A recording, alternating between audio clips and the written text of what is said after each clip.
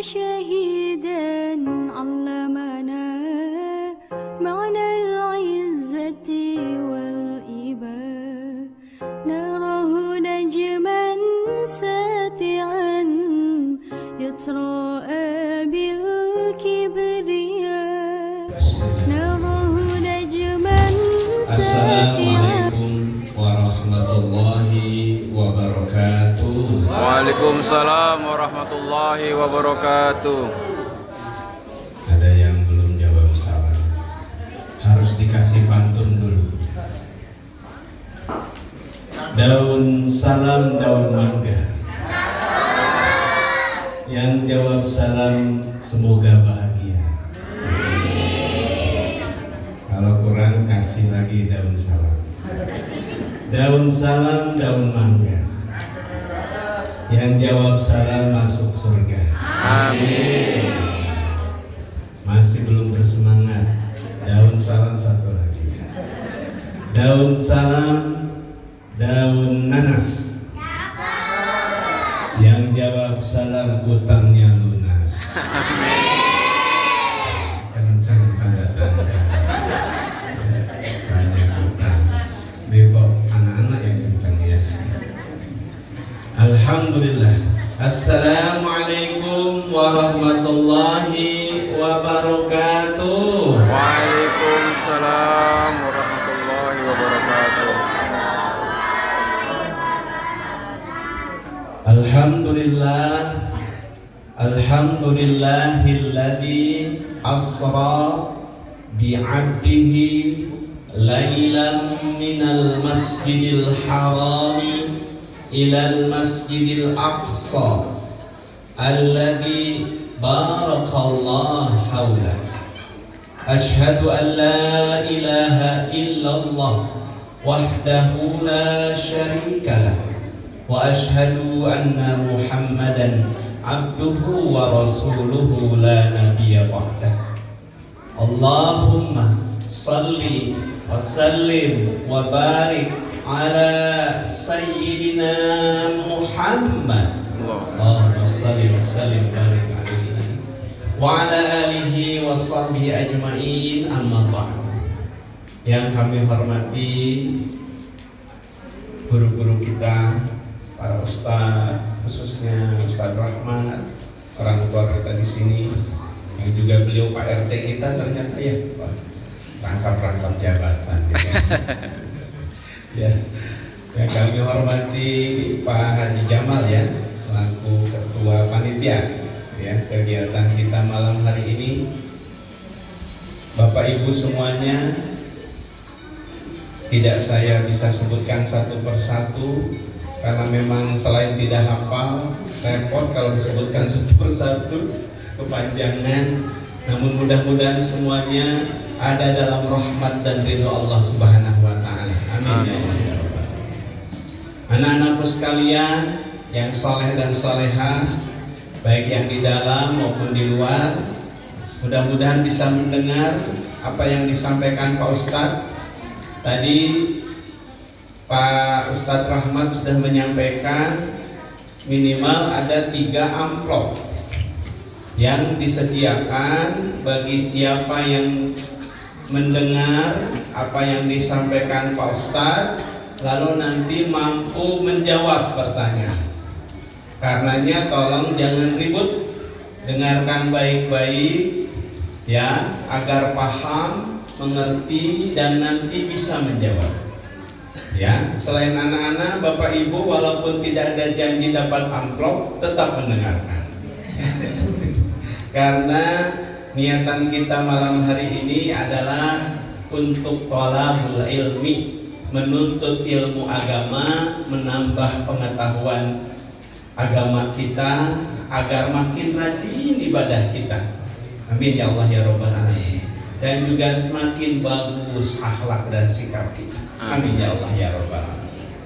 Untuk itu Bapak Ibu mengawali tausiah, mengawali niat kita untuk sama-sama memperingati Isra dan Mi'raj Nabi kita, sekaligus kita niatkan juga ini persiapan kita menghadapi bulan Ramadan. Ada yang tahu Hari ini kita di tanggal berapa Sya'ban Bapak Ibu?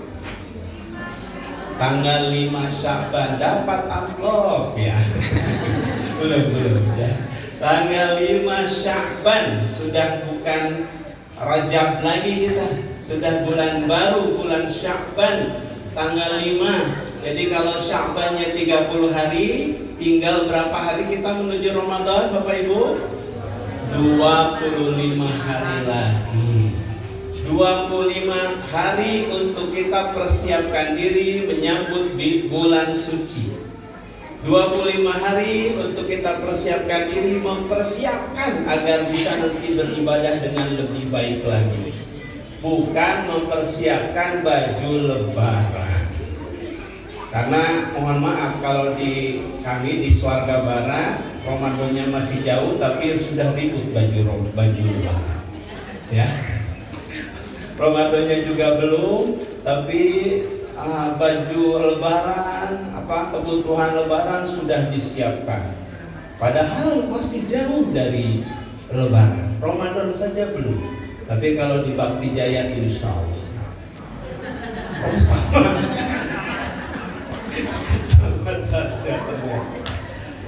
Baik Bapak Ibu sekalian, mengawali niat baik kita, mari sama-sama. Yang pertama kita bacakan dulu Ummul Furqan Suratul Fatihah. Kita niatkan ibadah kepada Allah.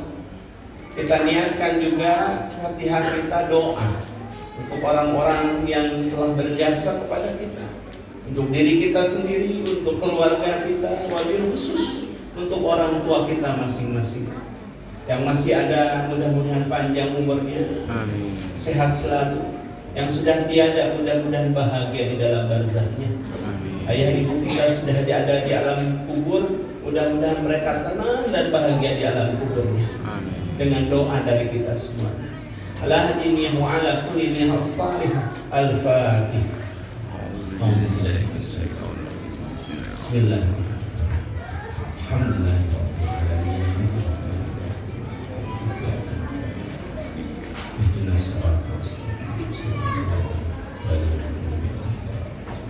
Amin ya Allah ya Rabbal.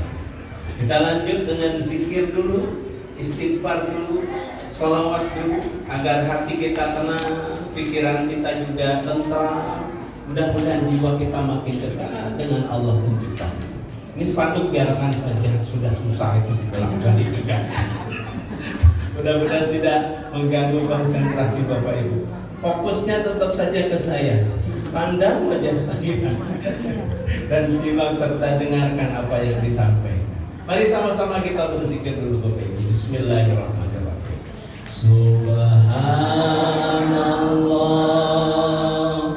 walhamdulillah wa la ilaha illallah. Allahu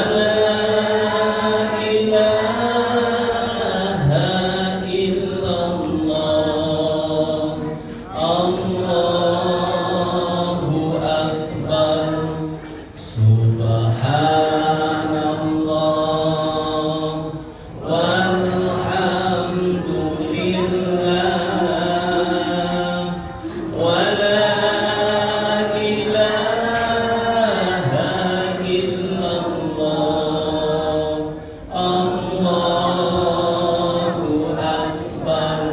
Subhanallah walhamdulillah wa la ilaha illallah. Allahu Akbar. Subhanallah walhamdulillah wa la ilaha illallah. Allahu Akbar. Astaghfirullah Rabbal baraya. Astaghfirullah minal khataya. Astaghfirullah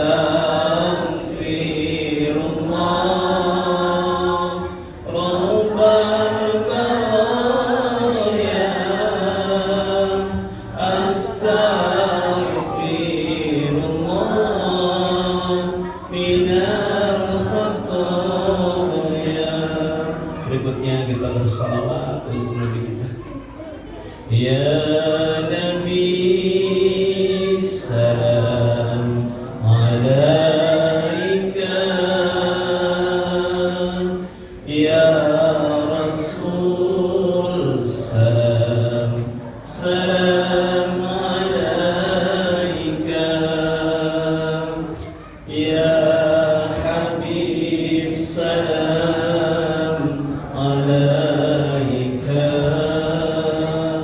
salawatullah alaika, salawatullah alaika.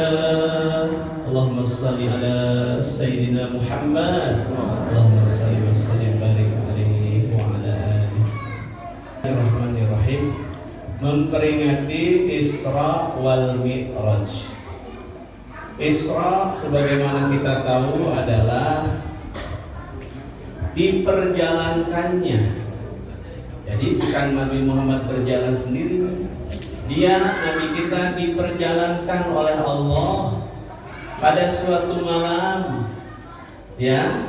Dari mana anak-anak? Masjidil Haram menuju mana? Masjidil Aqsa. Untuk apa? Untuk diperlihatkan tanda-tanda kekuasaan Allah. Mi'raj itu apa? Mi'raj itu adalah perjalanan Nabi ke langit. Dinaikkannya Rasulullah Nabi kita ke langit dari Masjidil Aqsa di Palestina, melewati 7 lapis langit sampai ke puncak langit tertinggi namanya Sidratul Muntaha. Untuk apa? Untuk mendapat sholat. Itulah Isra dan Mi'raj. Sudah paham semuanya? Alhamdulillah, wabillahi taufiq wal hidayah. Ya, tentu kalau hanya mengartikan itulah artinya. Tapi kita malam ini ingin mendapat ilmu, ingin mendapatkan hikmah pelajaran dari peristiwa hebat itu, Bapak Ibu semua. Mari sama-sama kita baca dulu ayatnya yang tadi sudah dibacakan korek, lalu kita pahami pelan-pelan. Bismillahirrahmanirrahim. Subhanalladzi asra bi abdihi lailan minal masjidil harami ilal masjidil aqsa alladzi barakna linuriyahu min ayatina innahu huwas sami'ul. Ayo kita coba sebelah sini kanan, sami'ul. Sebelah sini sami'ul. Anak-anak bingung, Samiul Alim apa Basir? Digabung saja asik. Yang betul adalah Samiul Basir. Sami mendengar, Basir melihat. Maha mendengar, Maha melihat. Ingat-ingat itu saja. Subhana, Maha suci. Siapa yang Maha suci? Allah. Tidak ada yang sesuci Allah. Dialah Allah yang maha suci. Suci itu apa artinya? Bersih. Bersih dari apa Allah? Dari segala yang buruk, termasuk segala tudingan negatif tentang Isra Mi'raj. Ada yang tidak percaya Isra Mi'raj. Kenapa? Gak mungkin Muhammad bisa melewati perjalanan sehebat itu hanya sebagian malam. Mustahil. Tapi Allah maha suci, tidak ada yang mustahil baginya. Ya, Maha suci Allah yang telah memperjalankan. Jadi Nabi bukan berjalan sendiri. Pak Deden berjalan, ini Pak Deden berjalan. Diperjalankan, Pak Deden naik mobil, naik motor, naik kuda, naik unta, itu namanya diperjalankan. Rasulullah ya tidak mungkin bisa nyampe ke Masjidil Aqsa yang kilometernya 1.300 km. Dari Masjidil Haram ke Aqsa itu 1.300 km. Dari sini ke Surabaya. Tidak mungkin Rasulullah hanya bisa melewati dalam sebagian malam saja. Perlu waktu 3 bulan kalau beliau naik unta. Tapi kok bisa secepat itu? Karena Allah yang memperjalankan. Maha suci Allah yang telah memperjalankan hambanya Muhammad. Hambanya itu adalah orang yang telah Allah perjalankan baik badannya maupun rohnya, jiwanya. Karena ada sebagian yang berkeyakinan Muhammad secara badawi, secara badan lahir begini, sulit menembus peristiwa yang sehebat itu. Makanya boleh jadi Allah hanya memperjalankan rohnya saja, bukan dengan badannya. Tapi kalau kita kembali kepada penafsiran para ahli tafsir, mayoritas mengatakan bahwa Isra Mi'raj itu dilakukan Rasulullah bukan hanya rohnya, tapi juga badannya, ruhan wa badanan wa jisman. Jadi baik rohnya maupun badannya Rasulullah melewati perjalanan yang maha agung itu. Untuk apa? Linuriyahu min ayatina, untuk Allah perlihatkan betapa hebatnya kekuasaan. Rasulullah bertemu dengan seluruh nabi di Masjidil Aqsa. Rasulullah kemudian mengimami seluruh nabi itu dalam sholat yang mereka lakukan. Rasulullah melewati 7 lapis langit, melihat peristiwa-peristiwa besar. Itu semua tanda-tanda kemahahebatannya Allah Subhanahu wa ta'ala. Alhamdulillah. Jadi kalau ada pertanyaan, untuk apa Nabi diisrakan dan dimi'rajkan oleh Allah Subhanahu wa ta'ala? Jawabannya adalah untuk membuktikan tanda-tanda kekuasaan Allah. Apa oleh-oleh dari peristiwa Isra Mi'raj Nabi? Perintah sholat 5 waktu. Ingat-ingat, nanti pertanyaannya boleh jadi itu. Anak-anak ya? Oke, ada bocorannya, kisi-kisinya. Tapi sebelum ke situ Bapak Ibu, perlu kita ketahui, Nabi kita usianya tidak panjang, hanya 63 tahun. Selama 63 tahun beliau hidup, ada 3 perjalanan hebat yang pernah beliau lakukan. Yang pertama, yang malam ini kita peringati Isra dan Mi'raj itu. Gak pernah ada manusia bisa mengalami peristiwa ini kecuali Nabi kita. Bahkan para nabi, para rasul pun tidak ada yang diperjalankan seperti ini. Saking istimewanya Nabi kita. Isra Mi'raj yang pertama. Yang kedua, peristiwa perjalanan hebat Nabi yang kedua adalah hijrah atau hijrah. Hijrah artinya pindah. Rasulullah setelah peristiwa Isra Mi'raj di umur 51 tahun, beliau disuruh pindah dari kota kelahirannya. Di mana kota kelahirannya Bapak Ibu? Di Mekah. Menuju daerah baru, kota baru yang namanya belum Madinah waktu itu. Namanya Yasrib. Apa? Yasrib. Karena Nabi tinggal di kota Yasrib itu, nama kota itu berubah menjadi Madinatun Nabi atau disingkat Madinah itu. Itu sejarahnya. Dan Rasulullah sampai meninggalnya, bahkan dikuburkannya tidak di kampung halaman, tapi di mana? di Madinah, di perantauan, di tempat beliau kemudian memimpin dan berkembang besar. Apa pentingnya hijrah?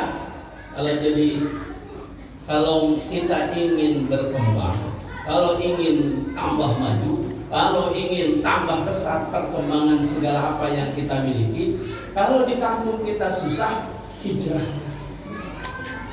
Merantaulah, maka kau akan tahu betapa mahal tiket pesawat. Merantaulah, maka kau tahu betapa mahal biaya mudik. Begitu kan para macam. Kalau sudah pulang dari Sangatta, entah ke Makassar, entah ke Jawa, dianggapnya orang Kalimantan kaya raya semua. Ya kan Bu ya? Wah, dianggapnya kita uang itu tinggal mengutin aja di pinggir jalan. Ya, padahal tidak semudah itu, begitu kan? Tapi insya Allah memang demikian adanya. Kalau ingin ada perubahan, hijrahlah. Kalau tidak pindah tubuh kita, tidak pindah tempat tinggal kita, minimal pindahlah akhlak dan kelakuan kita. Dari yang tadinya mungkin malas sholatnya jadi rajin. Jadi dari yang tadinya masih suka membicarakan keburukan orang, berhenti.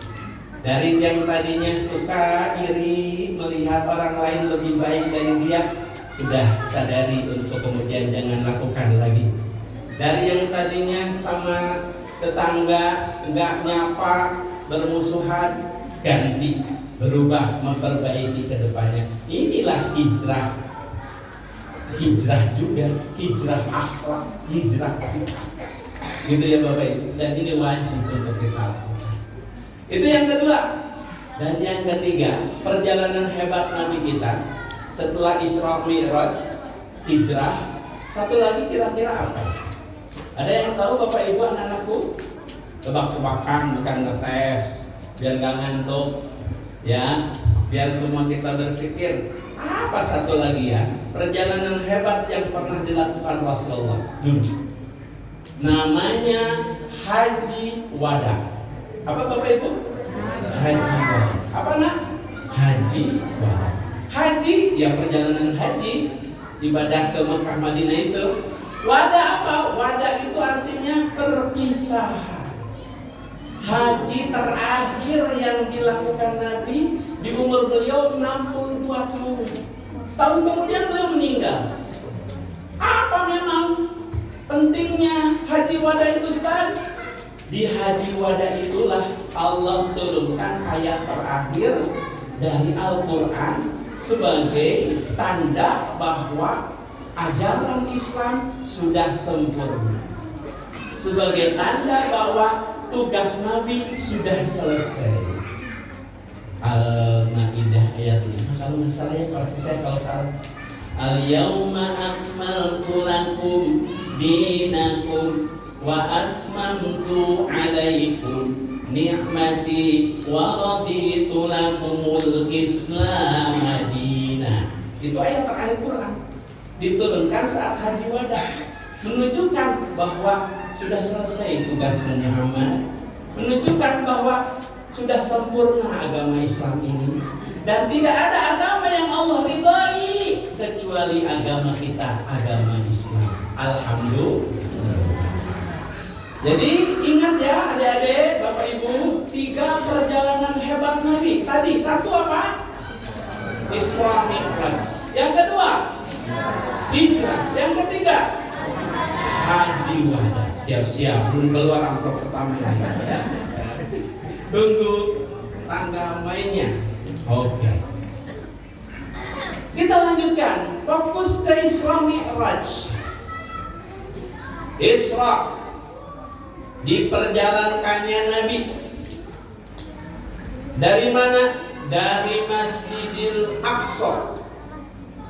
Ada hadis yang menjelaskan bagaimana awal perjalanannya. Nabi Muhammad tidak diperjalankan Allah dari rumah beliau, tapi dari masjid ke masjid. Kalau Allah mau bisa saja nggak usah lewat Masjidil Haram, langsung aja dari rumah Rasulullah ke Masjidil Aqsa. Tapi buktinya tidak begitu. Hadisnya kurang lebih berbunyi demikian, saya gambarkan dalam kisah. Jibril datang ke rumah Rasulullah berwujud manusia. Assalamualaikum. Kira-kira begitu, ya. Waalaikumsalam. Siapa di luar? Aku Jibril. Oh, taat. Silahkan masuk Jibril. Ada apa Jibril? Aku diperintah Allah untuk menjemputmu. Untuk apa Jibril? Kamu Muhammad akan diperjalankan dalam sebuah perjalanan agung yang luar biasa. Baik, mari Jibril, saya siap untuk berangkat. Beliau tidak berangkat langsung dari rumahnya, tapi menuju Masjidil Aqsa dulu, Masjidil Haram dulu di samping rumahnya itu. Ya kan? Apa artinya ini? Allah ingin menunjukkan kepada kita tentang keutamaan masjid. Siapa yang ingin hidupnya bahagia? Siapa yang ingin hidupnya mulia? Siapa yang ingin selamat hidupnya? Tolong, jangan jauh-jauh dari masjid. Rumah kita boleh jauh dari masjid, tapi hati kita, pikiran kita, jiwa kita jangan sampai jauh dari masjid. Kenapa? Orang yang jauh jiwanya dari masjid, jauh dari Allah. Karena tidak ada rumah yang paling Allah cintai kecuali masjid-masjidnya, termasuk Masjid Al-Muttaqin ini. Apalagi para rahmat dan para pendiri masjid ini menamai Muttaqin itu gak sembarangan. Ada yang belum tahu Bapak Ibu apa artinya Muttaqin? Muttaqin itu artinya orang-orang yang bertakwa. Orang yang bertakwa itu cirinya apa? Orang-orang yang sangat hati-hati dalam hidup. Sahabat ditanya, apa takwa itu? Takwa itu adalah engkau berhati-hati dalam hidupmu. Ketika engkau berjalan, engkau pastikan adakah duri, adakah halangan, rintangan yang kau lewati dan engkau hindari itu. Jangan sampai engkau celaka. Begitulah orang-orang yang bertakwa itu. Dia tahu mana yang membahayakan hidupnya, mana yang baik untuk hidupnya, mana yang tidak berguna untuk hidupnya, dan dia tahu bagaimana harusnya menjalani hidup. Makanya orang bertakwa berikutnya adalah orang yang al-qais, kata Rasulullah. Apa al-qais itu? Orang yang cerdas. Siapa orang cerdas itu ya Rasulullah? Kata Rasulullah, orang yang cerdas itu adalah dia yang selalu menghitung-hitung kesalahan dirinya, dosa-dosa dirinya, kelemahan dirinya, lalu dia berusaha perbaiki kesalahan itu. Bukan yang sibuk ngurusi orang lain, mencari-cari kesalahan, kekurangan orang. Sebab orang yang terlalu sibuk ngurusi kesalahan orang biasanya dia akhirnya malah tidak mengurusi kesalahannya sendiri. Dia lupa untuk memperbaiki diri karena terlalu sibuk mengurusi orang lain. Maka jadilah orang yang cerdas. Dia yang selalu berusaha bermuhasabah. Mandana nafsahu wa amila lima ba'dal maut. Selain dia pandai bermuhasabah, mencari tahu apa kekurangan dirinya untuk terus diperbaiki, dia juga sibuk menyiapkan investasi untuk kematiannya nanti. Dia yang sibuk melakukan apapun untuk bekal matinya nanti. Jadi mohon maaf, orang yang hafal Quran belum tentu cerdas menurut Allah. Orang yang rajin sholatnya belum tentu orang yang cerdas menurut Allah. Orang yang hebat dakwahnya, pandai bicaranya belum tentu beruntung, apalagi masuk kategori cerdas. Sebab apa? Yang cerdas itu begitu tuh, yang tahu bahwa hidup ini hanya sementara. Sisa hidup kita ke depan itu loh tidak akan sepanjang apa yang sudah kita lewati, apalagi seumuran saya Saya yang 17 tahun ini. Nggak mungkin ya. Coba kita yang seumuran bapak-bapak yang sudah lebih 50 tahun, yakin nggak ke depan itu kita bakal melewati 50 tahun kedua? Tapi kita katakan umur umatku hanya 60 sampai 70 saja. Ya, yang 70 itu berarti besok-besok. Nggak gitu juga konsepnya ya. Umur umatku hanya 60 sampai 70 tahun saja. Ada yang lebih dari itu kata Nabi. Tapi jumlahnya tidak banyak. Di sini juga ada yang mungkin lebih 70 ya Bu ya. Mudah-mudahan panjang umur. Dan yang lebih penting husnul khatimah. Ya. Jadi kita tahu sisa umur kita nggak panjang. Makanya gak ada waktu untuk yang sia-sia. Kalau kita berbuat apapun sekarang mikir, jadi bekal akhirat gak? Kalau berkata-kata sekarang mikir, bakal jadi bekal akhirat atau beban akhirat mungkin. Sehingga kita makin hati-hati menjalani hidup ini. Gak sia-sia lagi. Ya Allah. Inilah pentingnya hadirin mengingat-ingat kematian dan berusaha tadi introspeksi agar kita menjadi orang yang cerdas. Kita lanjut Isra. Jadi keutamaan masjid. Ada 3 masjid yang paling utama, yang paling mulia. Bagi yang belum tahu nih, masjid pertama, masjid apa Bapak Ibu?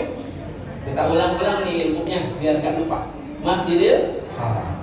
Apa keutamaannya? Sholat di dalamnya, kata Nabi, pahalanya 100.000 kali lipat dibanding sholat di luar masjid itu. Tapi ibu yang sudah berhaji berumroh jangan berpikir kalau begitu nggak usah sholat lagi sekarang Ustaz ya. Kan di sana sudah banyak itu pahala saya. Nggak gitu konsepnya. Tetap wajib sholat. Nomor 1 Masjidil Haram, paling Allah muliakan, istimewakan. Nomor 2 Masjid Nabawi, sholat di sana kata Nabi pahalanya lebih dari 1.000 kali lipat. Kalau tadi 100.000, ini 1.000 kali lipat. Terakhir Masjidil Aqsa yang sekarang masih dijajah Israel tuh. Sholat di sana 500 kali lipat sholat di luar masjid itu. Tidak sembarangan Allah kemudian memberi peringkat masjid-masjid itu, menunjukkan keutamaannya dan menunjukkan kalau mau ziarah tempat-tempat itulah yang harus diprioritaskan untuk ziarah. Bahkan bagi yang belum sempat ziarah ke sana, ziarah terbaik itu bukan kemana-mana, tapi kemana kira-kira Bapak Ibu? Ke makam orang tua kita. Jangan sampai kita jorohi guru ini, kiai itu, tapi makam orang tua kita sendiri nggak pernah kita ziarah. Keliru itu. Yang paling berhak kita ziarahi adalah orang yang paling berjasa kepada. Siapa yang paling berjasa kepada kita setelah Nabi Muhammad adalah orang tua kita. Kapan waktu berziarah? Walaupun kita tahu harga tiket makin mahal, sempat-sempatkan kalau ada rezekinya di rumah Allah. Mudah-mudahan semuanya dimudahkan rezekinya oleh Allah Subhanahu wa taala. Allahumma shalli ala sayyidina Muhammad. Lanjut. Tadi keutamaan masjid sudah saya jelaskan. Apa hikmahnya Pak Ustadz? Peristiwa Isra Mi'raj itu ada 3. Serba 3. Tadi masjid 3, perjalanan 3, hikmah Isra Mi'raj juga setidaknya ada 3. Apa saja? 1, Isra Mi'raj itu mengajarkan kita semua tentang pentingnya iman kepada hal-hal gaib. Ayo adik-adik ikuti Pak Ustaz. Gaib. Gaib. Gaib. Apa artinya gaib? Gaib itu artinya ada. Sesuatu itu ada, tapi tidak terlihat. Tidak bisa kita sentuh, tapi kita yakin itu ada. Itu gaib namanya. Coba saya mau bertanya, Allah itu gaib apa tidak gaib? yang pernah lihat Allah? Tidak ada yang pernah lihat. Siapa yang sudah menyentuh Allah? Tidak ada yang bisa menyentuhnya. Tapi kenapa kita percaya Allah itu ada? Karena tadi iman kepada hal-hal gaib. Kenapa harus iman kepada hal gaib? Karena Allah perintahkan kita untuk itu. Al-Baqarah yang kita baca itu awal-awal ayatnya bicara soal iman kepada hal gaib. Itu ya Bapak Ibu ya. Siapa yang tidak percaya kepada hal gaib, dia tidak beriman. Batal keimanan. Ini hati-hati nih. Karena banyak sekarang saking pintarnya, banyak yang menolak hal gaib ini. Padahal ajaran Islam itu banyak sekali hal gaib yang harus kita imani. Coba hal gaib lainnya. Malaikat itu gaib apa tidak gaib? Siksa kubur, kehidupan setelah kematian, gaib apa nyata? Gaib, nyata dia ada, tapi kita tidak pernah lihat kan? Atau ada yang sudah ke sana mampir? Ya. Tidak ada dari kita yang sudah melihatnya, tapi kenapa percaya? Karena Allah sudah sebutkan di Quran, dan kita tahu semua yang ada di Quran itu benar. Dan kita tahu bahwa semua yang ada di Quran itu bicara tentang masa lalu, masa kini, dan masa depan. Dan semuanya benar. Tidak ada satu huruf pun dari kitab suci Quran yang pernah dipalsukan. Mungkin Bapak Ibu kita sudah tahu kalau agama-agama lain, agama-agama sebelah, ya kan? Gara-gara di tiap negara berbeda bahasa, ya. Sehingga terjadi itu yang namanya penambahan, pengurangan, susah untuk asli lagi. Tapi kita Islam dari 1500 tahun yang lalu sampai hari ini, bahkan sampai kiamat, kitab suci kita terjaga kemurniannya, keasliannya. Alhamdulillah. Apa begitu Ustaz? Pelajarannya buat kehidupan hari ini, iman kepada hal gaib itu. Dengan peringatan Isra Mi'raj ini, harusnya kita makin merasa bahwa hidup kita dilihat Allah. Dengan peristiwa peringatan ini harusnya membuat kita makin hati-hati. Karena ketika bangun tidur, tolong dijawab, ketika bangun tidur Allah lihat kita tidak? Ketika kita disuruh wudhu tapi tidak wudhu, Allah lihat tidak? Ketika bapak ibumu bertanya sama kamu, sudah sholat belum, dan kamu bohong, sudah, Allah lihat tidak? Ini yang harusnya kita kuasai. Ibu-ibu, ketika kita asik gosip, membicarakan tetangga, membicarakan kerudung gak nyambung, kreditan gak dibayar, Allah lihat tidak apa yang kita lakukan? Bahkan di Quran dikatakan orang yang bimah, yang suka menceritakan keburukan orang, seperti makan bangkai saudaranya sendiri. Ya Allah, menjijikan sekali. Tapi jangan-jangan selama ini sering kita lakukan. Sebenarnya saya gak mau Ustaz, saya juga paham itu dosa, tapi entah bagaimana nikmat sekali Ustaz untuk membicarakan itu. Itulah yang namanya nafsu. Itulah yang namanya iblis dan setan berhasil kemudian nipas-nipas itu. Bapak-bapak apa nih saran kita? Kalau ibu itu kan gosip tadi. Kalau kita kayaknya di sini aja deh. Kadang-kadang terlalu merasa sibuk sehingga kewajiban utama kita tunda-tunda. Allah lihat kita enggak ketika kita pura-pura sibuk padahal nonton timnas Indonesia melawan mana begitu, terus sholat isanya nanti-nanti saja. Tahu kan, sadar kan bahwa Allah melihat kita, merasa dosa kan di hati kita, tapi tetap aja kita lakukan. Itu tandanya apa? Keimanan kepada hal gaib itu kurang ada pada diri. Dan negara ini hancur rusak juga diantaranya gara-gara itu. Sama polisi takut, sama KPK takut, sama Bawasda takut, sama apa lagi Bu namanya yang tukang meriksa itu? Ya, kejaksaan takut. Tapi giliran ada kesempatan haji aja menterinya sudah 3 orang yang korupsi, menteri agama. Gak perlu saya sebutin satu-satu. Ya, menteri agama sudah 3 dijeblos, bukan, yang 2 udah dijebloskan ke penjara. Yang 1 entah menunggu waktu ya. 3 nih terseret kasus korupsi. Padahal menteri agama kurang apa ilmu agamanya?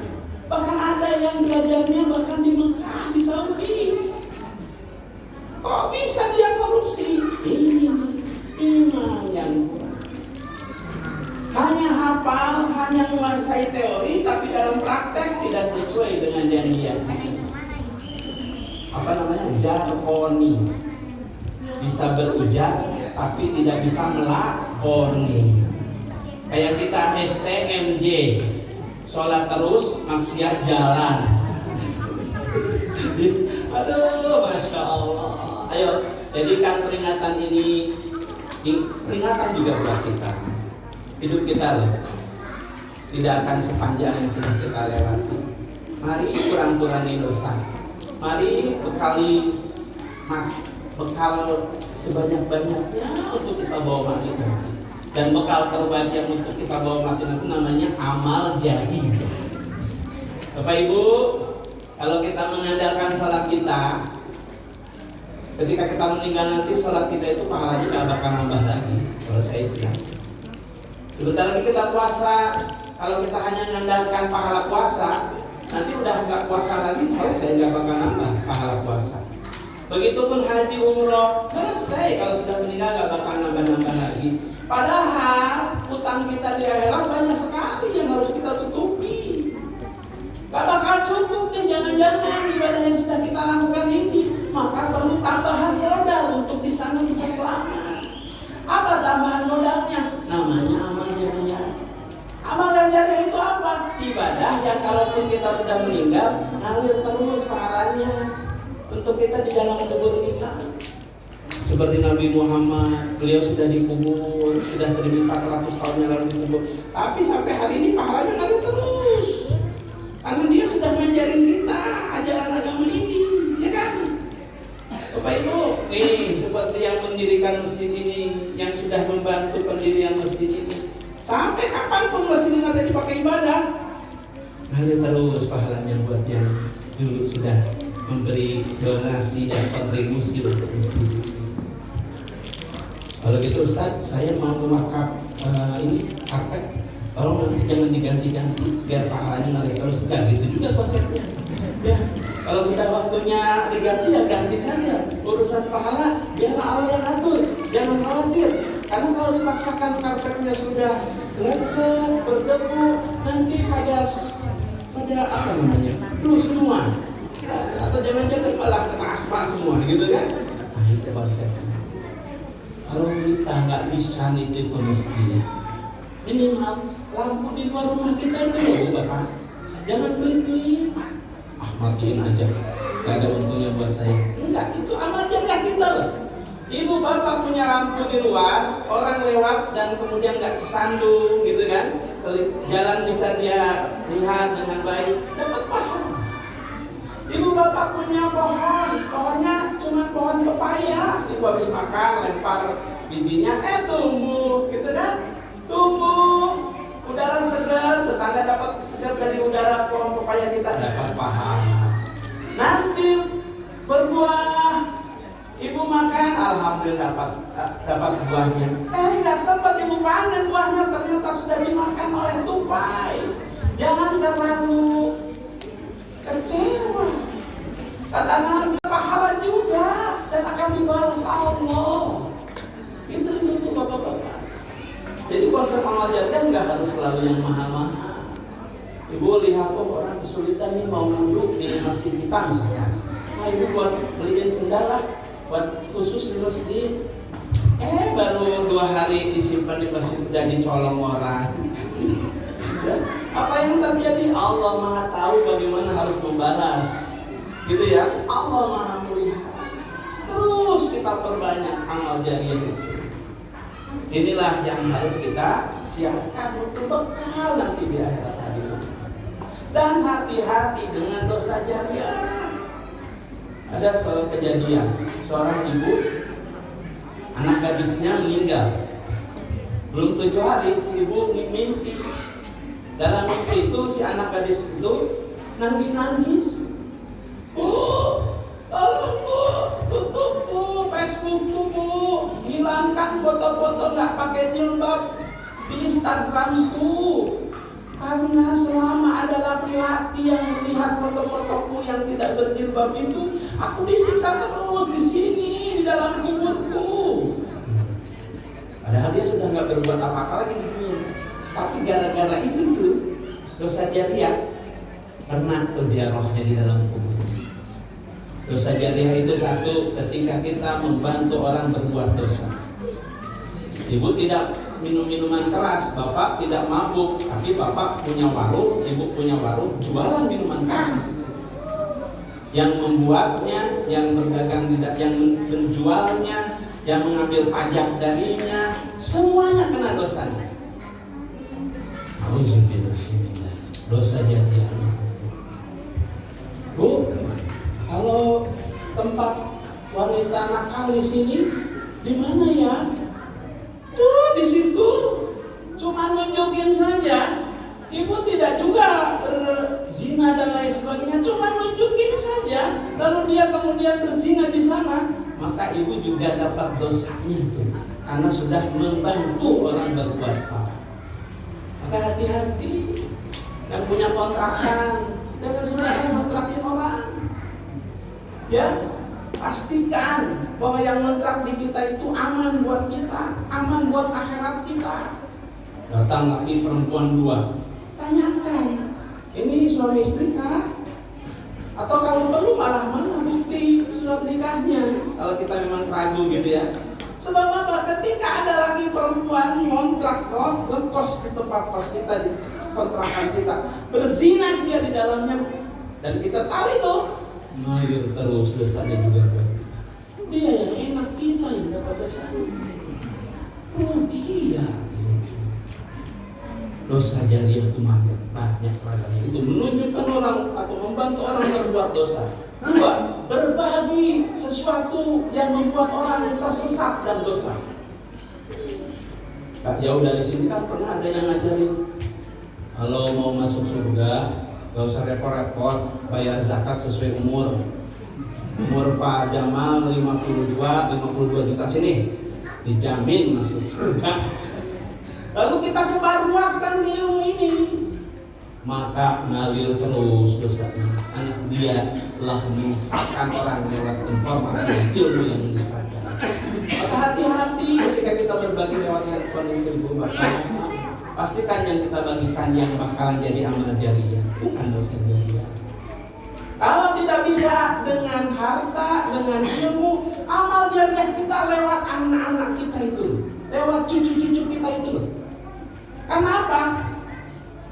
Anak juga bisa jadi dosa jariah buat kita kalau kita gagal mendidiknya. Bukan gagal, lalai mendidiknya. Bapak Ibu punya anak, dibiarkan saja. Nggak dididik agama, nggak dikenalkan Quran, nggak diajari sholat. Terus sampai besar, umur 10 tahun nggak sholat, ibu santai-santai aja. Bapak nggak pernah marah lihat anaknya nggak sholat. Terus makin dewasa makin susah sholatnya. Bahkan lama-lama tidak sholat dia, bahkan lama-lama murtad dia. Nanti yang diseret ke neraka bukan hanya anak kita juga nanti akan dimintakan tanggung jawab. Karena kita lalai mendidik, menasihati, mengingatkannya. Lain soal kalau kita sudah mendidiknya, menasihatinya, memberi contohnya, lalu ujung-ujungnya ternyata dia misalkan durhaka atau murtad, itu di luar kemampuan kita. Karena jangankan kita yang bukan nabi, bukan rasul, nabi saja ada anaknya yang durhaka, bahkan masuk neraka. Siapa nabi yang anaknya kafir, tidak mau menyembah Allah? Nabi Nuh, Nabi Adam bukan. Nabi Nuh ya betul kan? Kanan. Siapa nabi yang istrinya durhaka? Nabi Lut. Ya, ada nanti yang yang sama-sama di surga setelah sama-sama di dunia ini? Siapa? Ya orang-orang saleh, para nabi, para rasul. Tapi yang kebersamaannya di dunia saja juga banyak. Di dunia bersama-sama suami istri, tapi di sana berbeda. Usahakan kita kalau bisa bersama-sama lagi di sana. Coba tolong dijawab, bapak-bapak dulu. Bapak-bapak, maukah bapak-bapak nanti kalau masuk surga bertemu istrinya lagi di sana? Ini mau, ini sebelah sini, ini belum pada nih. Bapak-bapak, maukah bapak-bapak? Ini apalagi sudah tidak ada ini. Maukah bapak-bapak nanti ketemu lagi bersama dengan istrinya di surga? Mau ini? Oh ya, ini pun aja lah. Terus lu tarapan. Jangan-jangan kalau bisa ganti Ustaz. Masa itu lagi. Coba kita dengarkan jawaban ibu-ibu. Ibu-ibu, maukah ibu-ibu ketemu lagi suaminya di surga? Ada bilang enggak ya. Allah, insyaallah mau semuanya mudah-mudahan. Karena pernah saya bertanya begitu kan jawabannya, enggak mau Pak Ustaz. Ada itu pasti kejadian. Sedang panjat saya ingat. Enggak mau Pak Ustaz. Kenapa Bu? Pak Ustaz, saya sama dia di dunia aja sudah susah. Mana miskin Ustaz. Ini galak. Kalau bisa ganti lah Ustaz. Ganti lagi. Ya, itu realita masalah ya. Saya katakan Bu, jangan begitu. Ya, di dunia mungkin pasangan kita tidak sesuai dengan harapan kita. Tidak masalah. Tapi kalau nanti ketemu lagi di surga, semua keburukan pada pasangan kita hilang, menjadi baik-baik semua. Di dunia, katanya kalau laki-laki makin menua makin ganteng Pak. Banyak yang bilang begitu. Laki-laki makin menua makin ganteng, makin ganteng. Mohon maaf, ini bukan saya yang bilang ini Bu ya. Tadi saya dengar ada penceramah, tapi KDM jadi Mulyani itu. Kalau ibu-ibu, dia bilang makin menua makin berantakan. Bukan saya, jangan marah ke saya ibu-ibu ya. Ya, Masya Allah, Allahu Akbar. Maka usahakan kita ketemu lagi di sana. Bagaimana caranya Pak Ustaz biar ketemu lagi di sana? Usahakan level kesolehannya jangan terlalu jauh ibu-ibu, bapak-bapak. Antara ibu bapak sebagai suami istri, kalau sama-sama rajin, usahakan rajinnya juga sama-sama. Jangan yang satu rajin, yang satu malas. Itu nanti bisa berbeda tempat. Bapaknya rajin sholat, rajin tahajud, rajin puasa sunnah. Ibunya sholat 5 waktu ya, tapi yang lain-lainnya malas. Udah gak ketemu lagi di sana. Bapaknya nanti dapat pasangannya wanita yang selevel kesolehannya seperti itu, yang rajin juga, yang soleh juga. Maka harus sama-sama saling ingatkan untuk level kesolehannya juga terlalu jauh. Itu hadirin ya. Kembali ke Isra Mi'raj lagi. Jadi pelajaran pertama Isra Mi'raj adalah membuat kita makin percaya kepada hal gaib, termasuk makin hati-hati dalam hidup, karena kita merasa selalu dilihat Allah, dicatat oleh malaikat, dan akan dimintakan pertanggungjawaban atas apa yang kita lakukan. Ya Allah, berbahagialah orang yang nanti pertanggungjawabannya sedikit karena sudah selesai urusannya di dunia. Dosa-dosanya sudah Allah gugurkan dengan sakit yang dia alami dan dia sabar. Gitu ya. Maka usahakan kalau kita punya dosa, kesalahan ke manusia, jangan ditunda-tunda penyelesaiannya. Dosa kita ke Allah mah gampang. Habis sholat istighfar, betul-betul dia salah atas apa yang dilakukan, Allah pasti ngampuni kita. Tapi kita kalau punya dosa ke tetangga, apa dosa tetangga itu misalkan? Hindahin pakok rumah kita walaupun gak banyak sampai meninggal. Dan tetangga kita tidak ikhlas, siap-siap bangkrut di akhirat kita. Nabi katakan, siapa orang yang bangkrut itu? Orang yang bangkrut di akhirat itu adalah dia yang banyak pahala ibadahnya, tapi semua pahalanya itu habis diberikan sama orang-orang yang disakiti ketika itu. Kalau sudah habis pahala ibadahnya, dia borong dosa dan kesalahan dari orang-orang yang pernah dia sakiti ketika itu. Ya Allah, rugi seperti itu. Maka walaupun malu, walaupun mungkin berat, usahakan selesaikan kalau ada persoalan di antara kita. Siapa yang pernah ngambil gorengan 5 tapi makunya 2, misalkan gitu ya. Siapa yang pernah ngambil buah mangga tetangganya tanpa izin? Ya, siapa yang pernah dulu ketika mahasiswa atau pelajar pakai batik doang hadir di hajatan orang biar dapat makan gratis? Siapa yang pernah isi amplop kosongan ketika ke hajatan gitu ya? Astagfirullah, banyak sekali dosa dan kesalahan kita. Yang sudah biarlah, tapi usahakan mintakan maaf kepada orang-orang yang sudah kita sakiti. Ustaz, orangnya sudah meninggal, gimana caranya saya minta maafnya? Doakan dia. Kalau ada anak keturunannya, berbuat baiklah sama anak keturunannya. Gitu ya. Ustaz, saya pernah utang ke dia, tapi saya nggak tahu di mana orangnya. Oh, kalau gitu sedekahlah atas nama dia, sesuai dengan utang kita itu dulu. Mudah-mudahan Allah mengampuni dosa kita atas ketidakmampuan kita ketemu lagi dengan orang yang pernah kita berdosa dulu. Itu yang harus kita lakukan. Jadi jangan tenang-tenang saja dengan kesalahan dan dosa yang kita lakukan di masa lalu. Karena apa? Jangankan banyak. Ada kisah Ibrahim bin Adam, seorang ulama saleh. Tiap malam dia tahajud. Habis tahajud, dia istirahat di masjid di Baghdad. Ya. Bisa lihat mimpi. Dalam mimpinya dia melihat ada dua malaikat lagi bicara. Ini Ibrahim selama ini ibadahnya, doanya selalu sampai ke Allah, selalu diterima dan dikabul oleh Allah.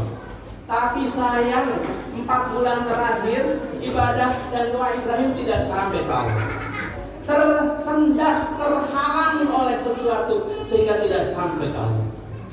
Bangun Ibrahim, istighfar dia, pikir-pikir dia, ada apa? Apa kesalahanku sehingga ibadahku, doaku tidak sampai ke Allah? 4 bulan yang lalu apa yang kulakukan? Ingatlah dia, pada sore hari itu dia beli kurma. Kemudian pendagangnya seorang kakek-kakek, beli kurma sekilo ya? Dibungkus, selesai ditimbang dibungkus. Kemudian apa? Ketika ngambil bungkusan itu, di samping bungkusan tergeletak 1 butir kurma. Nah, Ibrahim lalai, diambilnya 1 butir kurma milik si kakek penjual itu. Tanpa bicara, diambil saja begitu, masukin ke plastik dia yang sekilo itu. Dia bawa pulang, dia makan. Astagfirullahaladzim, gara-gara 1 butir kurma itu. Ibadah doaku 4 bulan tidak diterima Allah. Esok harinya dia cari pedagangnya, ternyata sudah ganti jadi kurma.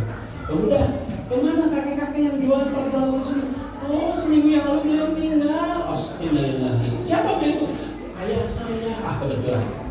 Bolehkah aku minta keikhlasan untuk 1 butir kurma ayahmu yang aku memakannya karena aku lalai waktu itu? Wah, janganlah 1 butir, sekilo aja pasti saya jelaskan. Cuma mohon maaf, status 1 butir kurma itu sudah jadi kurma waris. Dan ayahku punya anak 10, aku nomor 10. Dan aku tidak bisa mewakili 9 kakak-kakakku. Baik, kalau begitu minta alatnya. Aku akan berkeliling minta keikhlasan kakak-kakakmu untuk 1 kurma yang dimakan itu. Kelilinglah dia. Selesai, malam harinya dia sholat tahajud. Habis itu istirahat, tertidur, mimpi. Malaikat bicara, alhamdulillah, mulai hari ini ibadahnya Ibrahim, doa-doanya Ibrahim telah kembali sampai dan diterima Allah SWT. 1 butir kurma. Bagaimana dengan berbutir-butir mangga dan rambutan? Masih penting begitu. Bagaimana yang korupsinya miliar, bagaimana yang korupsinya triliun, bagaimana yang dosanya ke banyak orang, bukan ke satu dua orang. Di mana nanti pertanggungjawabannya? Apakah selesai dengan pas lebaran? Mohon maaf, lahir dan batin. Enggak bakal selesai dengan itu. Enak sekali kalau semua dosa diselesaikan dengan baliho besar. Kami pejabat ini mengucapkan minal aidin wal faizin, mohon maaf lahir dan batin. Selesai itu. Dosa korupsinya enggak lah. Allah Maha Tahu, Maha Melihat dan Maha membalas setiap apa yang kita lakukan. Maka di peristiwa Mi'raj itu Bapak, Allah juga perlihatkan hukuman bagi orang-orang model begini. Diperlihatkan di hadapan Rasulullah. Nih anak-anak nanti harus sejauh nih. Ada orang nanam padi. Padinya tumbuh dengan cepat. Kemudian keluar bulir-bulir padi. Kemudian menguning. Kemudian dia panen. Setelah panen itu beberapa saat keluar lagi bulir terus. Terus orang ini panen. Panen dan panen, banyak sekali panenannya. Belum habis yang dia panen sudah muncul lagi. Nabi kita bertanya kepada Jibril, siapa itu Jibril? Siapa coba Bapak Ibu? Itulah gambaran umat Muhammad yang rajin sedekah. Apa yang hilang langsung Allah ganti. Sebelum habis langsung Allah tambahi rezeki. Itulah yang terjadi bagi orang yang rajin sedekah yang ikhlas. Percaya apa percaya Bapak Ibu? Yakin? Yakin anak-anak? Jangan pelit dalam hidup. Jangan terlalu hitung-hitungan. Pancing rezeki kita dengan sedekah kita. Orang tua dulu bilang begini, kamu rezekimu seret itu gara-gara kamu salah sih. Kamu terlalu ngejar-ngejar rezekimu, maka rezekimu lari. Harusnya bagaimana? Belajarlah sama orang yang nangkap ayam jago. Mbak, siapa yang punya pengalaman nangkap ayam jago? Ayam jago itu kita kejar-kejar susah kita tangkap. Ada cara mudah untuk bisa kita menangkapnya. Gimana caranya? Ambil beras atau nasi, ya kan? Bubuhkan atau lemparkan sedikit di depannya. Dia lagi asik matuk-matuk, sudah hap, lalu ditangkap. Jika di gampang nangkapnya karena dia sudah asik lagi asik. Begitupun kita soal rezeki. Kalau kita nggak pernah sedekah, nggak pernah infak, kejar terus rezeki, menjauh dia. Coba kalau kemudian rajin bersedekah, pancing rezeki itu dengan infak dan sedekah kita. Walaupun tidak banyak, nanti Allah mudahkan kita mendapat rezekinya. Coba kita buktikan di Al-Mutakin kalau Jumatan, anakku kamu bawa uang 57.000, 50 selembar, 5.000 selembar, 2.000 selembar. Tiba-tiba di depanmu lewatlah kotak amal, tulisannya infak masjid. Berapa yang kamu masukkan? 50.000, 5.000, 2.000.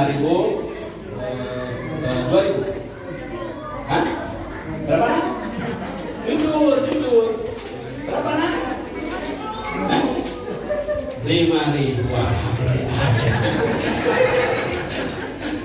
Minimal nggak langsung bilang 50.000 karena itu jauh dengan kenyataan.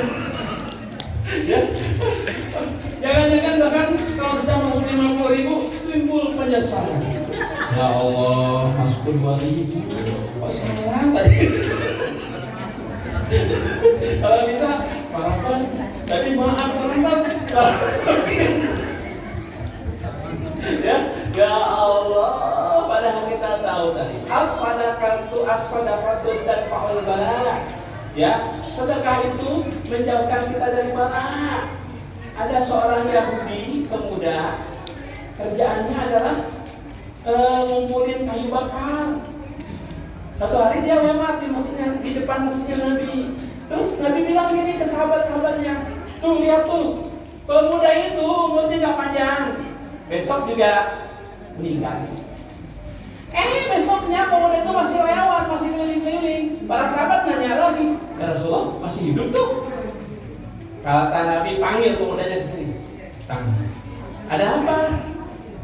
Turunkan kayu yang kamu bawa itu. Dia bawa kayu yang banyak gitu ya, untuk kayu bakar yang diikat gitu, diturunkan.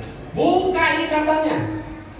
Ternyata ketika dibuka ikatannya, di tengah-tengah kayu itu ada ular yang bisa. Kata Nabi, harusnya kamu mati dipatok ular yang bisa itu.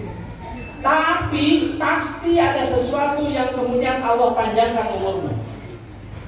Maka si pemuda Yahudi itu bilang, betul sekali Muhammad.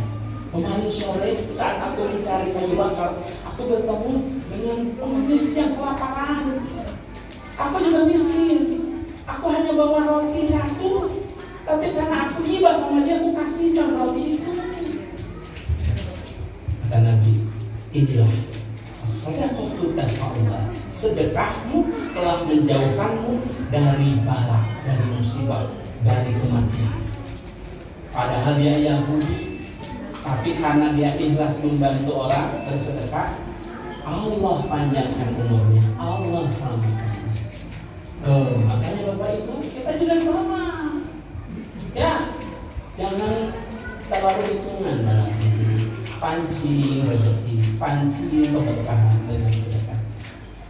Makin besar sedekahnya, makin banyak juga nanti balasan dari Allah. Karena apa? Kalau kita mancing sekitaran masjid kita, mancing di kali, mancing di got, umpannya paling cacing, gak usah beli, gratisan kita bisa mancing. Tapi yang kita dapat kecil-kecil. Kalau mau dapat yang gede-gede, jangan di got, jangan di kali. Kemana Bapak Ibu? Ke laut sana. Tapi kita tahu ke laut gak mungkin gratisan. Harus beli udang, harus nyewa kapal, pancingan juga harus khusus, keluar banyak. Tapi yang kita dapat juga sesuai. Begitu pula ilmu sedekah. Maka hadirin rahimakumullah, hikmah Isra Mi'raj itu harus membuat kita rajin sedekah. Tapi perlu kita ketahui beda antara infak dengan sedekah. Apa bedanya? Infak itu berbentuk barang atau uang. Sedekah belum tentu dalam bentuk uang atau barang. Nabi katakan, tabassumuka fi wajhi akhika shadaqah. Senyummu kepada saudaramu itu adalah sedekahmu. Maka para takmir, Ustaz Rahmat dan Bapak Ibu sekalian, kotak di mesin itu jangan ditulisin sedekah. Tulis aja infak atau amal, ya. Kalau ditulisin sedekah khawatir isinya senyuman semua di dalamnya. Ya. Atau Bapak Ibu kalau kedatangan pengemis, ya, sedekahnya Pak, sedekahnya Bu. Ibu nggak salah kalau senyum. Sedekah Bu, sedekah Bu, ini sudah.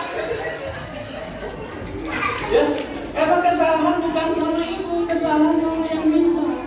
Yang diminta sedekah. Coba dia bilang infak uang. Tapi karena sedekah bisa dalam bentuk uang, bisa dalam bentuk senyuman. Gitu ya ibu-ibu ya, paham ya bapak-bapak? Alhamdulillah. Kembali ke Isra Mi'raj. Allah, waktu tidak terasa. Ya, sudah terlalu malam ini Bapak Ibu. Sudah jam 9. Sampai jam berapa kira-kira? Masalah itu juga jamnya. Ini yang betul. Wah, sudah jam 11:13. Ya. Kita tidak usah berpanjang lagi, 2 jam aja lagi ya Bapak Ibu. Ya, kita percepat. Ada satu hikmah tuh. Ringkasnya saja. Yang kedua, hikmah Isra Mi'raj buat kita adalah harus membuat kita yakin dan optimis akan pertolongan Allah. Nabi Muhammad itu diisrakan, dimi'rajkan hadiah dari Allah setelah Nabi diuji dengan ujian yang berat sekali. Setahun sebelum beliau diisrokan, Nabi ujiannya satu, meninggal pamannya Abu Thalib. Dua, meninggal istrinya. Kamu untuk merasakan bagaimana kehilangan istri. Bukan hal yang mudah, apalagi Khadijah yang meninggal. Kemudian apa? Dimusuhi oleh kaum Quraisy bertahun-tahun.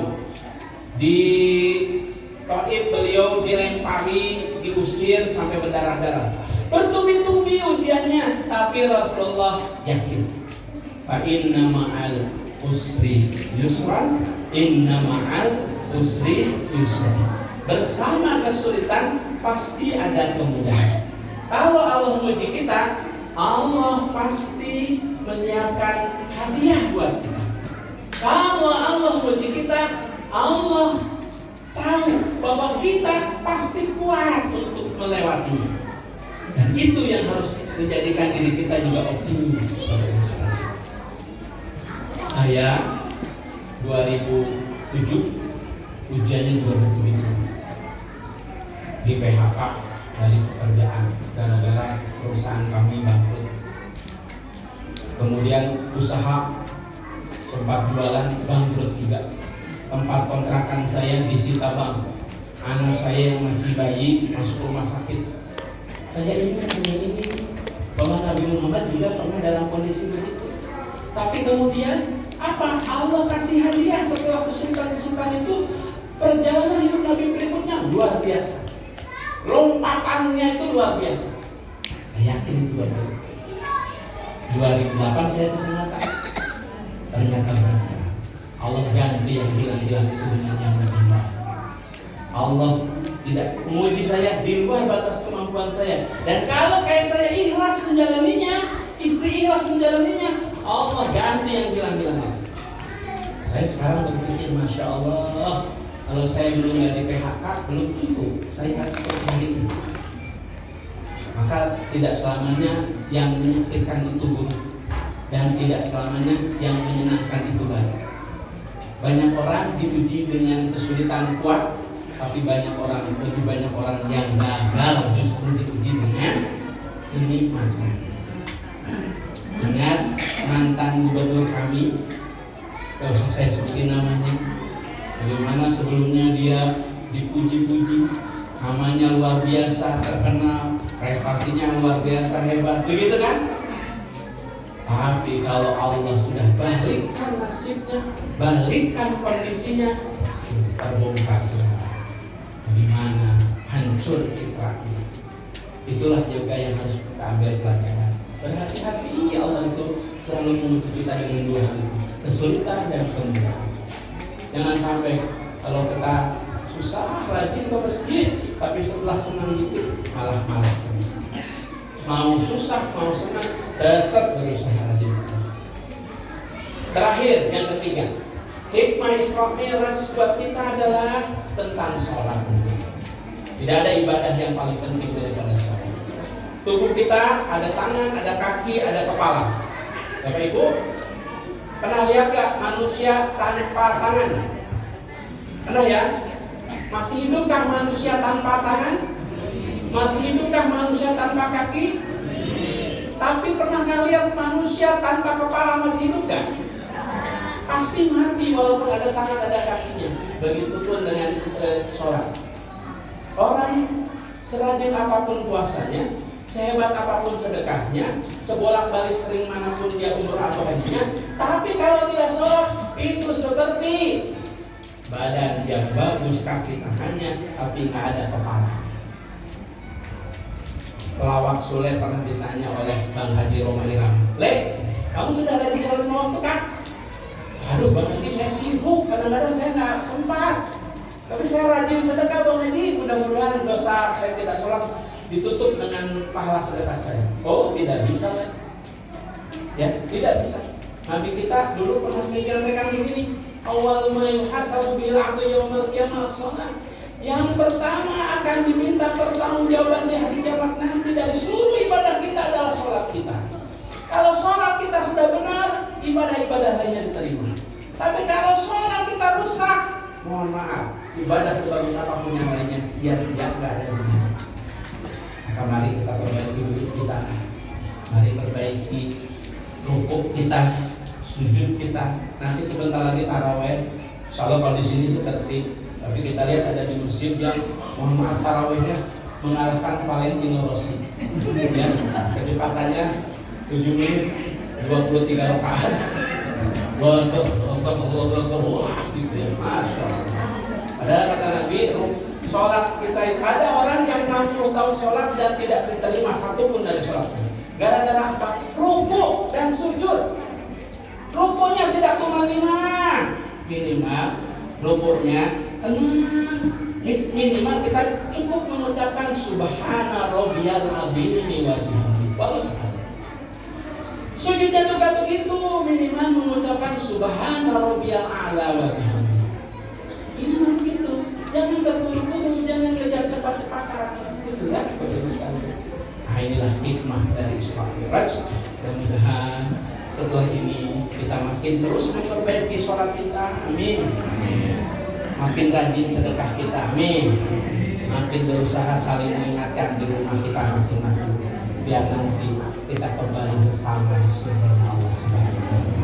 Kumpul lagi dengan istri, kumpul lagi dengan anak, kumpul lagi dengan cucu-cucu kita. Bahkan nanti ketemu lagi sama ayah ibu kita yang sudah tidak ada. Bahkan ketemu lagi sama kakek nenek kita yang di sana. Bahagianya. Dan apa penyebabnya mereka bisa kumpul lagi? Di Quran disebutkan. Wa'aqbala ba'dhum 'ala ba'dhin yatasaalu. Dan para penghuni surga itu mereka saling bertanya-tanya, kenapa kami dikumpulkan lagi di sini? Ketemu lagi sama keluarga kami di surga.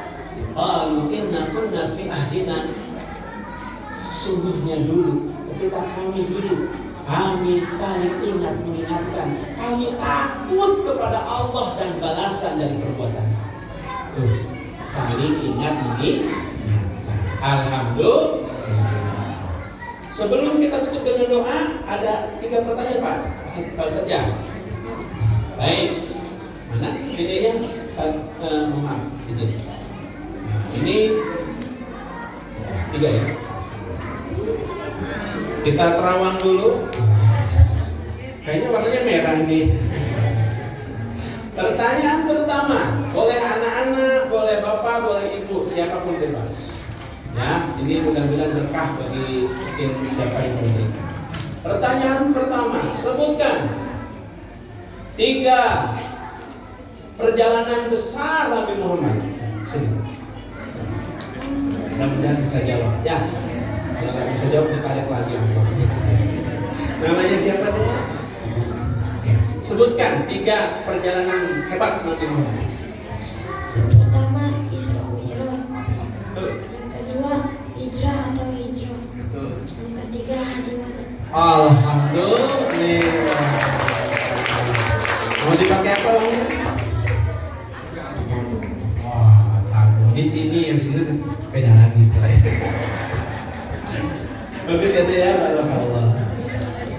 Berikutnya, mudah-mudahan ada yang perempuan menjawab ya. Sebutkan. Nah, 3 tadi 3 perjalanan ya.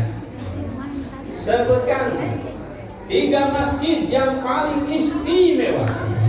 Ada yang perempuan ini? Tidak.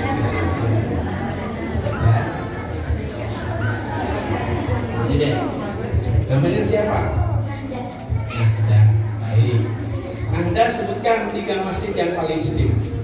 Yang pertama Masjidil Haram, yang kedua Masjid Nabawi, yang ketiga Masjidil Aqsa. Alhamdulillah. Tahu nggak berapa kali lipat pahala sholat tadi yang Ustaz bilang? Kalau di Masjidil Haram berapa? Masjidil Haram 100.000 ya, 100.000. Kalau Masjid Nabawi 1.000. Kalau Masjid Al-Aqsa 500. Ada hebat. Ya. Sebelah sini boleh. Boleh. Takut nih. Ya. Sebutkan 3 hikmah Isra Mi'raj yang Pak Ustaz tadi sebutkan. Ayo, ini agak susah sih, tapi mungkin ada yang bisa. 3 hikmah Isra Mi'raj. Iman kepada titik-titik. Harus optimis dengan titik-titik. 3 harus memperbaiki titik-titik. Siapa yang bisa? Amplop terakhir. Silakan, siapa yang bisa? 3 hikmah Isra Mi'raj. Yang pertama, harus membuat kita beriman kepada titik-titik. Atau itu aja lah, nggak usah 3-3-nya, 1 aja. Ya sini deh. Ada di sini. Sini deh.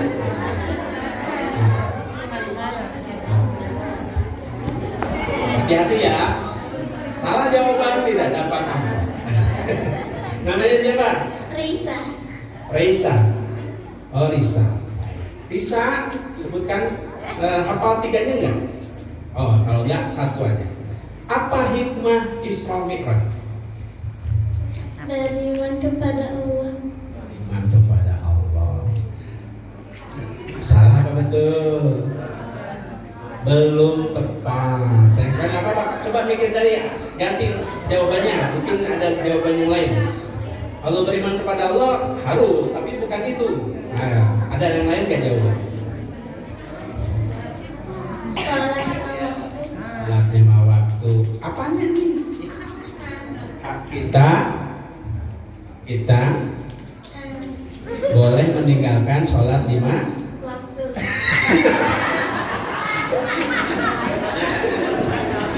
Gak boleh ya. Kita harus beriman kepada hal-hal yang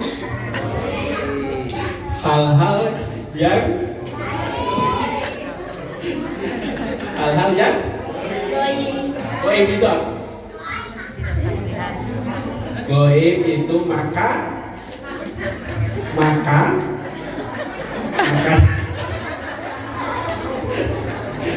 Goib itu hal-hal yang tidak baik. Ya, berapa? Goib itu hal-hal yang tidak terlihat. Alhamdulillah. Belajar lagi yang rajin ya. Itulah salah juga. Baik Bapak Ibu, alhamdulillah, mari sama-sama kita akhiri dengan doa Bapak Ibu ya. Mohon maaf kalau kemalaman ini, insya Allah mudah-mudahan tidak mengganggu.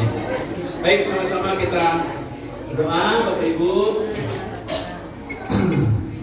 Mari kita awali doa kita dengan istighfar kita. Astagfirullahaladzim. Astagfirullahaladzim. Astagfirullahaladzim. Alladzi la ilaha illa huwal hayyul qayyum. Allahumma shalli ala sayyidina Muhammad. Sallim radhiyallahu ta'ala an kulli sahabati Rasulillahi ajma'in. Amin ya Allah ya rabbal alamin.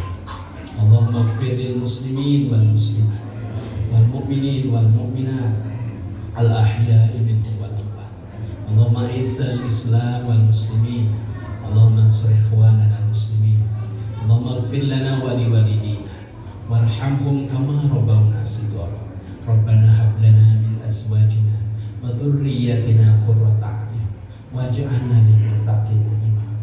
Allahumma barik lana fi Rajab wa Sya'ban wa ballighna Ramadan. Allahumma barik lana fi Rajab wa Sya'ban wa ballighna Ramadan. Allahumma tawbil umurana wa hassin a'malana wa jambilna bil akhlaqil karimah. Rabbana taqabbal minna innaka antas samiul alim wa tub alaina innaka antat tawwabur rahim. Rabbana atina fid dunya hasanah wa fil akhirati hasanah wa qina adzabannar. Walhamdulillahi rabbil alamin. Kembali kita bacakan Fatihah khususnya untuk orang tua kita semua. Al-Fatihah.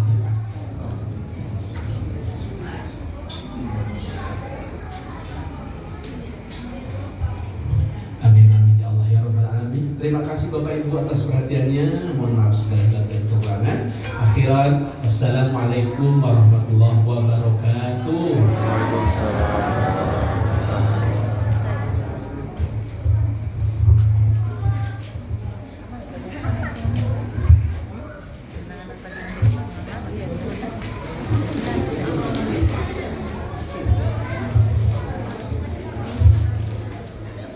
Demikian hikmah